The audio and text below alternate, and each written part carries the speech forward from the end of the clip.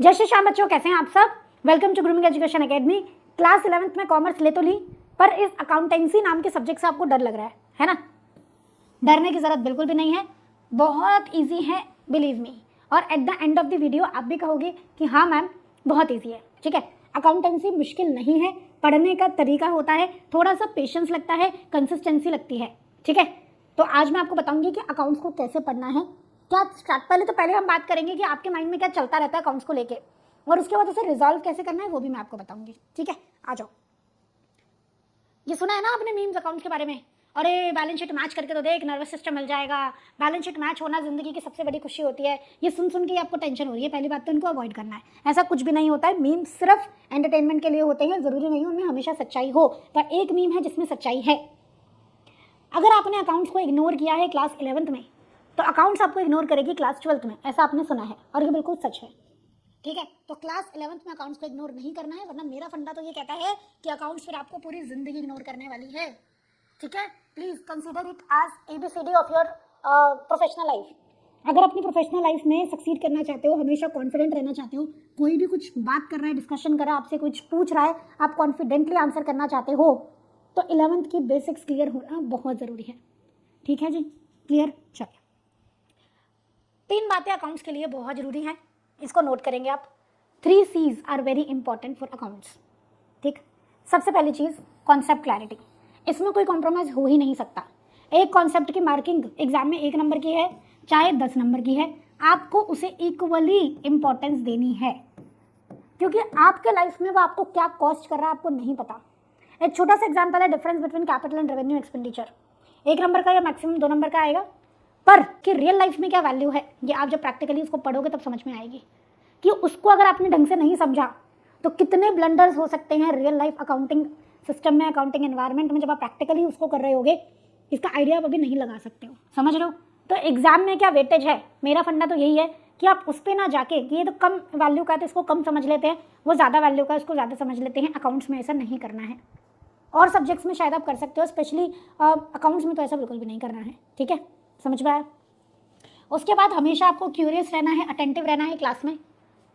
क्यों पूछना है हर चीज़ का, क्यूरियस रहने का मतलब क्या है, आपको हमेशा हर चीज़ का क्यों जानने की इच्छा होनी चाहिए।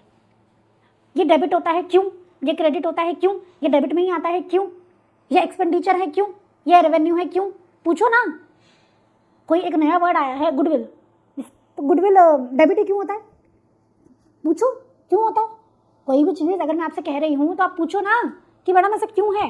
मैंने आपसे बोला कि बैंक का डेबिट बैलेंस भी हो सकता है, क्रेडिट भी हो सकता है, समझ में नहीं आया ना आपको, भी पूछो क्यों, ऐसा कैसे मैडम। ओके, हर चीज़ का क्यों आपको पूछना है। जितना ज़्यादा क्यों पूछोगे उतने ज़्यादा आपके कॉन्सेप्ट्स पॉलिश होते जाएंगे, क्योंकि बाद में क्यों का जवाब देने के लिए आपको कोई नहीं मिलेगा। समझ में आया। कोई और आपसे पूछे और आप ब्लैंक हो, उसके पहले आप टीचर से पूछ लो। राइट, हमेशा आपके मन में डर होना चाहिए कि आज अगर मैंने ये क्वेश्चन नहीं पूछा, ये मुझे मेरे टीचर ने बोली थी।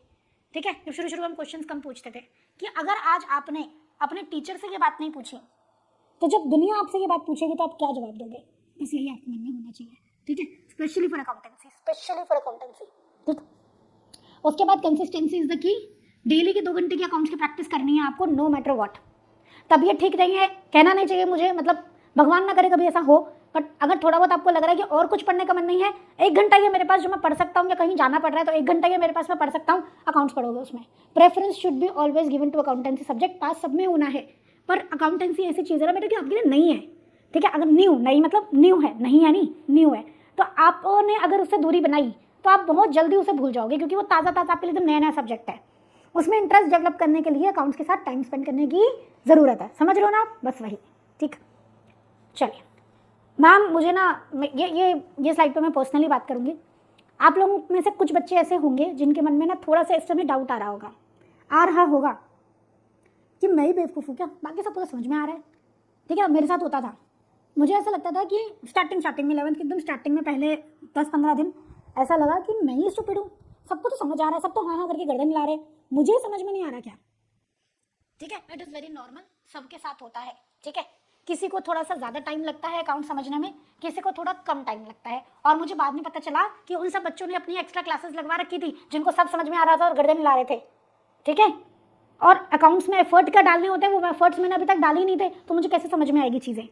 ठीक है, उस दिन मुझे जब दिमाग में घंटी बजी, अरे मुझे ही नहीं आ रहा है, बाकी सबको आ रहा है, मतलब मैं कुछ ना कुछ गड़बड़ कर रही हूँ, तो ये सेल्फ डाउट आएगा, मन में आएगा। ठीक है, आप एडमिट नहीं करोगे लेकिन आएगा, तो उससे आपको हारना नहीं है, उससे आपको ये सोचना है कि भैया पक्का मैं कुछ तो गड़बड़ कर रहा हूँ, क्या गड़बड़ कर रहा हूँ वो पता लगा रहा हूँ। ठीक है, तो वीडियो में आपको वैसे आंसर मिल जाएगा उसका कि आप क्या गड़बड़ कर रहे होगे।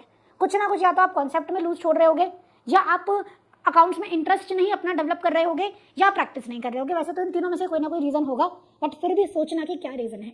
तो आप स्टूपिड नहीं हो, ठीक है, आप बेवकूफ़ नहीं हो, आपको आएगी अकाउंट समझ। 10th तक इतना बड़ा पड़ाव पास करके आप आए हो तो 11th भी आएगी।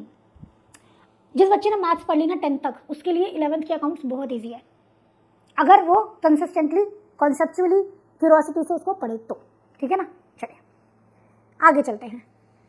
पहला टेस्ट आपका ब्लंडर हो सकता है। ठीक है, मैंने विल भी लिखा है क्योंकि मोस्टली बच्चे इस कैटेगरी में फॉल करेंगे। पहला जो आप एग्जाम दोगे अपने स्कूल में, पहला जो भी यूटी होता है आपका, क्लास टेस्ट होता है, राइटिंग टेस्ट, वैसा भी कुछ भी होगा, चाहे वो 20 नंबर का ही हो, ब्लंडर जाएगा। मैंने तो नहीं देखा आज तक, मतलब हो सकता है 2-4-5% बच्चे ऐसे हो जो पहले टेस्ट में एकदम आउट परफॉर्म कर जाए, बट मैंने बड़े से बड़े इंटेलिजेंट बच्चे को पहले टेस्ट में फेल होते देखा है, पहले टेस्ट में फेल होते देखा है। अब पर्सनली मैं अपनी बात करूं, हमेशा आप 10th तक टॉपर रहे हैं, 12th में टॉपर रहे हैं, 11th के पहले टेस्ट में फेल तो नहीं हुई थी मैं, बट मतलब मैं एडमिट कर रही हूँ चीज़ कि मैंने चीटिंग अटेम्प्ट करने की कोशिश की थी, कर नहीं पाई थी क्योंकि आती नहीं थी, कभी की ही नहीं। पर मुझे ऐसा लग रहा था कि 20 नंबर के पेपर में भी अगर छवि तो फेल हो गई तो क्या ही बोलेंगे टीचर्स, क्या मुंह दिखाएगी, मतलब कहाँ तो तू 90 अबव नंबर लेके आ रही है और कहाँ तो अकाउंट्स के पहले 20 नंबर के टेस्ट में फेल हो गई। समझ ही नहीं आ रहा था क्या करना है, हाथ ही नहीं चल रहा था उस टेस्ट में, अकाउंटिंग इक्वेशन का टेस्ट था वो। ठीक है, हाथ ही नहीं चल, समझ नहीं आ रहा क्या करूँ। देन आई अटेम्प्टेड कि मैं एक काम करती हूँ, बुक खोल के देख लेती हूँ, क्योंकि सेम इलस्ट्रेशन ही दिया था सर ने, और सर ने देख लिया क्योंकि आती नहीं थी ना, चीटिंग करनी पकड़ी तो जाएंगे। फिर वो सर तो जानते तो उन्होंने समझाया, क्या समझाया, जो मैंने आपको समझाया है ये, कि बेटा ये सारे बच्चे जो है ना, जो तुम्हें लग रहा है कि तुम्हें नहीं आ रहा उनको आ रहा है, वो ऐसा ऐसा करते हैं, यू आर नॉट स्टूपिड, तुम्हें चीटिंग करने की जरूरत नहीं है। ठीक है, आपको इस तरीके से वर्क ऑन करने की जरूरत है सब्जेक्ट को लेके, सब्जेक्ट को ऐसे पढ़ो, इस तरीके से पढ़ो, गिव इट सम टाइम, समझ में आ जाएगा, डरो मत। तो पहला टेस्ट ब्लंडर जाएगा, एडमिट करो, उससे हार नहीं मानना है, ये नहीं सोचना है कि अकाउंट्स मेरे लिए नहीं बना है। ये तक सोच रहे थे बच्चे वो 20 नंबर के टेस्ट की वजह से कि अकाउंट्स तो मेरे लिए नहीं बना है, ऐसा नहीं है। टाइम देंगे, पेशेंस, अकाउंट्स के साथ पेशेंस लगता है। ठीक है, आ जाओ। करना क्या है मैडम अकाउंट्स को हैंडल करने के लिए, तो हम इसका ऊपर लिख देते हैं हाउ टू हैंडल अकाउंट्स, क्योंकि अकाउंट्स को आपको हैंडल ही करना है। और मैं अकाउंट्स बोल रही हूँ, वैसे अकाउंटेंसी बोला जाता है, ये मत बोलना मैडम को तो पता ही नहीं है, अकाउंटेंसी बोलते हैं, अकाउंट्स नहीं बोलते, पता है मुझे, वैसे रियल लाइफ में मुझे से अकाउंट्स ही निकलता है। ठीक है, अकाउंटेंसी बोलते हैं क्योंकि accountancy is a subject, accountancy को आपको हैंडल कैसे करना है। मेक श्योर आप 2 रजिस्टर बनाएंगे, एक रजिस्टर में आपको सारे कॉन्सेप्ट्स लिखेंगे, अपने जो भी फॉर्मेट्स होते हैं वो लिखेंगे, और एक रजिस्टर में आप प्रैक्टिस करेंगे। इन दोनों की खिचड़ी नहीं पकाएंगे, इनको मिक्स नहीं करेंगे, अलग अलग रजिस्टर्स रखेंगे दोनों चीज़ के। ये मैं आपको बता चुकी हूँ, कंसिस्टेंटली विदाउट एनी फेल 2 घंटे की प्रैक्टिस अकाउंट्स के लिए चाहिए, चाहे नींद सेक्रीफाइस करनी पड़े, चाहे भूख सेक्रीफाइस करनी पड़े। अगर अपने प्रोफेशनल लाइफ में अच्छा करना चाहते हो, ये आप आदत बना लो। ठीक है, 2 घंटा मुझे अकाउंट्स प्रैक्टिस करनी है, कहा है ना भैया, नया नया रिश्ता है तो आपको थोड़ा सा टाइम तो स्पेंड करना ही पड़ेगा भाई। अपने आप को एनालाइज करना है, असेस करना है, जो कि मोस्टली बच्चा नहीं करता है। स्कूल में टेस्ट हुआ, टेस्ट में नंबर मिले 20 में से 10, बस टेस्ट साइड में देखोगे भी नहीं उसमें क्या हुआ है, क्यों गलती हुई है। अब क्लास का वो 2% बच्चा जो टॉप करता है वो इसी को ही करता है कि वो अपने टेस्ट को देखता है, एक एक पेज को, जो करेक्ट है उसे भी देखता है, जो इनकरेक्ट है उसे तो देखता ही देखता है कि मेरी गलती कहाँ हुई है। तो आप अपने सारे टेस्ट पेपर संभाल के रखोगे, ठीक है, और उनमें जो मिस्टेक्स हुई हैं उनको देखोगे, पूछोगे अपने टीचर्स से, नहीं समझ में आ रहा है तो कि गलती क्या है, क्यों नंबर कटे हैं। और बेटर रहेगा कि जो आपकी कॉन्सेप्ट वाली नोटबुक ही है उसी में ही ना लास्ट में से शुरू कर दो, या डिवीजन बना लो और उसमें अपनी मिस्टेक्स को लिखते रहो। कि जर्नल एंट्री का चैप्टर का टेस्ट टेबल बनाएंगे, कि चैप्टर का नाम, टेस्ट की डेट और उसमें मिस्टेक क्या थी, कितने मार्क्स आए और मिस्टेक क्या थी, 4 कॉलम बनाएंगी और अपने मिस्टेक्स को नोट करेंगे। ठीक है, अभी आपको छोटे छोटे टेस्ट हो रहे हैं, फिर आपके हाफ ईयरली टेस्ट होंगे, वही सारा सिलेबस आएगा। हाफ ईयरली में वो सारी मिस्टेक्स को आप रिवाइज करना। जब भी वो चैप्टर की रिवीजन करोगे आप मिस्टेक्स जरूर देखोगे कि क्या मेरी मिस्टेक्स सुधरी हैं। कुछ मिस्टेक्स तो अपने आप ही सुधर जाएंगे ओवर द टाइम। ठीक है, समझ गए। चलो, तो ये सब करना बहुत जरूरी है बेटा, एनालाइज और असेसमेंट, इतना कर लोगे सुखी रहोगे 11th में, सुखी। ठीक है, इसके अलावा एक और चीज़, आपके स्कूल में कैसा होता होगा आई डोंट नो, बट आपको सारे तो इलस्ट्रेशंस करने होते हैं। आप जो भी बुक रेफर कर रहे हो उसके आप सभी इलस्ट्रेशंस करोगे और सभी क्वेश्चंस करोगे। क्वेश्चंस घर आके खुद करने हैं। टीचर के कराने से टीचर की प्रैक्टिस होती है, आपकी प्रैक्टिस नहीं होती है। खुद से करने हैं, खुद खुद खुद ओन। टीचर का कराया हुआ मैंने कर लिया नहीं मानोगे। समझ में आया क्या? सारी इलस्ट्रेशन, सारे क्वेश्चंस और बहुत सारी बुक्स में आपको एडिशनल क्वेश्चन मिलते हैं। ठीक है, 11th में हो सकता है टीचर्स कहते हैं उसको मत करो, बट आपको कोशिश करना कि आप करो। ठीक है, उसमें थोड़ा सा कॉन्सेप्ट को घुमा के दिया होता है, तो आप जितने ज़्यादा क्वेश्चन प्रैक्टिस करोगे उतना ज़्यादा अच्छा है। स्कूल में अगर आपके सिर्फ एनसीईआरटी रेफर करा रहे हैं तो साथ में आपको एक रेफरेंस बुक में कहूँगी वो रखनी बहुत ज़रूरी है। ठीक है, जहाँ से भी आप कोचिंग ले रहे हो ऑनलाइन ऑफलाइन वहाँ मिल रही है तो ठीक है, फिर कुछ और बाहर से बाय करने की जरूरत नहीं है। सेल्फ स्टडी कर रहे हो तो आपको एक रेफरेंस बुक रखनी होगी जिसमें बहुत सारे क्वेश्चन होंगे। एनसीईआरटी में उतने ज़्यादा क्वेश्चन नहीं है। समझ गए आप मेरी बात? समझ गए ना? हाँ। और एक चीज़ जो बच्चे बहुत इग्नोर करते हैं, जो इग्नोर नहीं करनी चाहिए, मैं यहाँ पे लिख देती हूँ, वो क्या है? थ्योरी।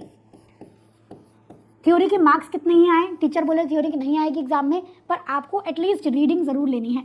जो थ्योरी टीचर बोल रहे हैं नहीं भी आएगी एग्जाम में, प्लीज़ एक बार उसकी रीडिंग ले लो, क्योंकि मैंने आपको कहा ना कि एग्जाम में भले ही नहीं आएगी, पर लाइफ में तो आपको जानना है ना उसके बारे में। जो चीज़ आपने छोड़ दी वही लाइफ में आगे आ गई तो ठीक है, गॉट इट। थ्योरी आपको बिल्कुल भी इग्नोर नहीं करनी है, क्योंकि अकाउंट्स की थ्योरी प्रैक्टिकल का एक बेस होता है। समझ गए? बस ये सारी बातें ध्यान में रखना डे 1 से ही। क्या बोला मैंने, समराइज करूँ तो आपको रेगुलरली पढ़ाई करनी है, 2 रजिस्टर बनाने हैं, प्रैक्टिस करने हैं क्वेश्चंस घर आके। जो भी स्कूल में कराया जाता है घर आके आपको उसे पढ़ना ही पढ़ना है, नो मैटर व्हाट। अकाउंट्स तो पढ़नी ही पढ़नी है, कितना ही कम टाइम हो, जितना भी कम होगा टाइम उसमें अकाउंट्स को प्रेफरेंस देनी है। ठीक है, रेगुलर रहेंगे, पेशेंट रहेंगे, थोड़ा सा क्यूरोसिटी दिखाएंगे, सब्जेक्ट को जानने की कोशिश करेंगे। जितना ज़्यादा आप सब्जेक्ट को जानने की कोशिश करोगे उतना ज़्यादा आपके लिए सब्जेक्ट इजी हो जाएगा। एंड बी पेशेंट, अकाउंट्स में पेशेंस लगता है। चैप्टर 1 जब आप करोगे ना, अकाउंटिंग इक्वेशन समझ में नहीं आएगा, बोलेगा टीचर ने प्लस करना है माइनस करना है, पूछ लेना प्लस माइनस क्यों करना है, क्या यूज़ है इसका, कुछ समझ में नहीं आएगा आपको। जर्नल करोगे तो समझ में आएगा। अच्छा वो इसलिए की थी हमने, जर्नल कर रहे हो, जर्नल के बाद लेजर बना रहे हो, लेजर में क्यों डाल रहे हैं समझ में नहीं आएगा, क्यों कर रहे हैं शायद। ठीक है, टीचर बता देगा आपको कि इससे आगे ट्रायल बैलेंस बनता है, उसमें आसानी रहती है फिर बैलेंस शीट पी&एल बनाने के लिए। क्यों नहीं आपको समझ में आएगा, जब बनाओगे तब सब समझ में आ जाएगा। तो स्पेशली फॉर क्लास 11 स्टूडेंट्स, जब आप फर्स्ट चैप्टर पे हो तो शायद आपको उतनी क्लैरिटी नहीं आएगी, लेकिन बिलीव करो जब आप फाइनल अकाउंट्स चैप्टर तक आ जाओगे सब समझ में आ जाएगा, सारी लिंकिंग हो जाएगी। ठीक है, तो पेशेंस रखेंगे थोड़ा सा, और जितना ज़्यादा डाउट को साथ के साथ रिजॉल्व करते जाओगे उतना अच्छा रहेगा। कोई मन में डाउट आया आज ही पूछ लो, शर्माना नहीं है बिल्कुल भी। ठीक है, बेशरम हो जाओ अपने पढ़ाई से रिलेटेड डाउट पूछने के लिए। खूब सारे डाउट पूछो, अपने कॉन्सेप्ट को एकदम ब्रशअप करो, रेगुलरली रिवाइज करो। संडे टू संडे जब आपकी स्कूल की छुट्टी होती है उसमें आप अकाउंट्स को एक्स्ट्रा पढ़ोगे, पूरी वीक का अकाउंट्स आप रिवाइज करोगे। स्कूल में पूरे हफ्ते में 100 क्वेश्चन हुए हैं, संडे को आपको पूरे की कोशिश करेंगे, सारे नहीं करने हैं 100 क्वेश्चन, तो उसमें से जो बहुत टफ वाले होते हैं उन क्वेश्चन को आप संडे को प्रैक्टिस करोगे। ठीक है, 100 क्वेश्चन पे एक बार नजर मार लोगे, और जो टफ वाले होते हैं, जो कॉम्प्रिहेंसिव क्वेश्चन होते हैं, वो आप संडे को दोबारा प्रैक्टिस करोगे। अगर आपने ये आदत बना ली, आप मुझे 1 महीने बाद आके यहाँ पे कमेंट करके बताओगे कि मैडम हाँ अब हमें अकाउंट्स मुश्किल नहीं लग रही है। राइट, समझ में आया? चलिए अब एक यहाँ पे मैं आप लोगों के लिए एक बोनस चीज़ लेके आई हूँ जो अब आप लोगों को बहुत हेल्प करेगी। ये क्लास 11 के कॉमर्स के बच्चे के लिए एक टाइम टेबल लाया मैंने, जो मुझे लगता है कि आपका आइडियल टाइम टेबल होना चाहिए। थोड़ा बहुत अपने स्केड्यूल के हिसाब से इसको ऊपर नीचे कर सकते हो। आपके स्कूल डेज में आपसे टाइम मैनेज नहीं होता है, मैंने देखा है बहुत बच्चों को कि मैम टाइम ही नहीं मिलता, पता ही नहीं चलता कब स्कूल से आ रहे हैं और कब रात हो गई। तो ये टाइम टेबल आप फॉलो करो। देखो अब आपको ना थोड़ा सा प्रोफेशनल की तरह ही बिहेव करना पड़ेगा। ठीक है, आपको थोड़ा सा बिजनेसमैन की तरह ही सोचना पड़ेगा, उसी की तरह बिहेव करना पड़ेगा। आपका टाइम टेबल फिक्स होना चाहिए। 6 बजे आप उठेंगे, 6 से 6:30 आप वेकअप एंड फ्रेशन अप होंगे। 6:30 से 7 जो भी आज आपका टेस्ट वगैरह होता है ना स्कूल में, उसको रिवाइज कर लो। ठीक है, 7 से 7:30 स्कूल के लिए रेडी हो जाएंगे, ब्रेकफास्ट वगैरह करेंगे, एंड 7:30 से 2 तो आपका एवरेज में मान रही हूँ हर बच्चे का स्कूल चलता ही चलता है।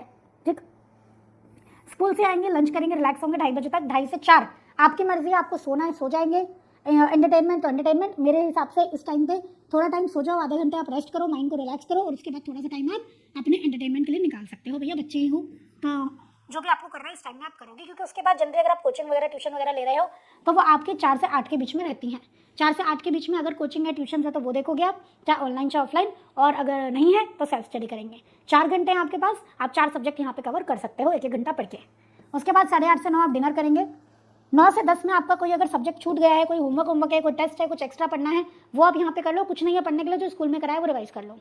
ठीक है। उसके बाद 10 से 10:30 में आपको क्या करना है, सोने की तैयारी करनी है। ये टाइम टेबल आप लिख लेना, अगर आपके पास अपना कोई टाइम टेबल नहीं बना है तो आप इसको फॉलो कर सकते हो विद थोड़ा बहुत अपने हिसाब से मॉडिफिकेशन करके। पर ऐसा नहीं है कि यहाँ पे 2 बजे सो रहे हैं, इतना मॉडिफिकेशन कर लिया कि 10:30 से 2 कर दिया, ठीक है। टाइम से सो, टाइम से उठो। अभी आपके पास मौका है अपनी हैबिट को जो बिगड़ गई है उसको ठीक करने का, ठीक है। तो हैबिट को ठीक करो, राइट। जिंदगी बहुत आसान हो जाएगी, बिलीव मी। क्लियर, समझ में आ गई? तो अकाउंट से डरना नहीं है, जो बातें बताई हैं उसको फॉलो करो, ठीक है। और आपको मुश्किल नहीं लगेगी। 11th की अकाउंटेंसी बेसिक्स है, बहुत बेसिक्स है, पर हाँ थोड़ा सा टाइम लगेगा। जब आप पढ़ रहे होगे तो आपको शायद थ्योरी पढ़ते वो चीज़ समझ में नहीं आएगी, जब प्रैक्टिकली करोगे तब समझ में आ जाती है, क्वेश्चंस करोगे समझ में आ जाती है। पेशेंट रहो, ठीक है। मेरे पास पहले दिन बच्चा आता है तो ऐसा होपलेस सा होता है, पता नहीं क्या ही पढ़ा रही हूँ मैं, मुझे लगता है कि मैं क्या पढ़ा रही हूँ, फिर बच्चे के साथ तोते उड़े हुए हैं। बट समझ हफ्ते 10 दिन बाद थोड़ा सा वो सेट हो जाता है, सब समझ में आने लग जाता है उसको, ठीक है। आपके साथ भी ऐसा होगा, right. Believe in your self. 10th तक भी तो अच्छा परफॉर्म करा ही है ना, तो 11th में भी अच्छा परफॉर्म करोगे और लाइफ में भी बहुत अच्छा करोगे, राइट। वीडियो यूजफुल लगी है ना, तो फटाफट से इसको लाइक करेंगे, फ्रेंड्स के साथ शेयर करेंगे एंड ऐसे अमेजिंग कंटेंट के लिए चैनल पर बने रहेंगे। और कमेंट करके मुझे ज़रूर बताना कि आपको वीडियो कैसी लगी। आज का वीडियो यहीं पे एंड करते हैं, मिलते हैं अगले सेशन में। थैंक यू सो मच बच्चों, जय Shri Shyam and all the very best for your new journey, ठीक है।